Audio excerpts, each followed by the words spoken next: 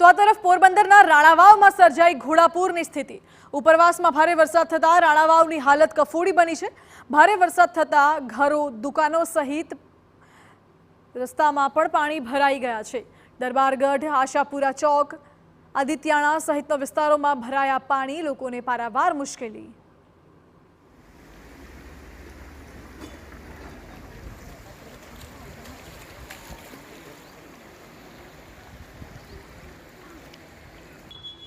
તો આ તરફ પોરબંદરના છાયા વિસ્તારમાં વરસાદી પાણી નથી ઓસર્યા, જેના કારણે પરિસ્થિતિ વણસી છે। છાયા વિસ્તારમાં પાણીમાં હોડી ઉતારવાની ફરજ પડી। વરસાદી પાણી ન ઓસરતા ઘરોમાં પાણી ઘૂસી ગયા છે। સ્થાનિક આગેવાનોએ હોડીની મદદથી સ્થાનિકોને ફૂડ પેકેટનું વિતરણ કર્યું। પાલિકા તંત્ર દ્વારા પાણીના નિકાલની વ્યવસ્થા ન થતા લોકોમાં રોષ જોવા મળી રહ્યો છે। ન સ્ટોર્મ વોટર લાઇન છે, ન ડ્રેનેજની યોગ્ય વ્યવસ્થા, જેના કારણે પાણી ઓસરતા નથી। વરસાદ બંધ થઈ ગયો છે, છતાં પણ પાણી હજુ ભરાયેલા અને ભરાયેલા છે, જેથી આવા પાણીમાંથી પસાર થવા હોડીની ફરજ લેવાય। હોડીથી પસાર થવાની ફરજ પડી।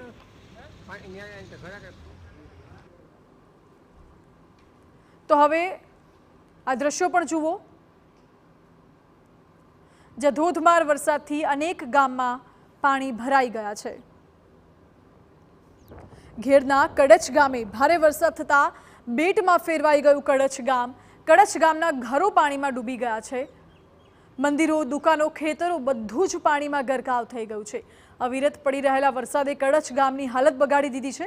છાતી સુધી ગામની બજારો, દુકાનો, મંદિરોમાં પાણી ભરાઈ ગયા। ગામમાં 7 ફૂટ સુધી પાણી ભરાતા લોકોને ભારે હાલાકી।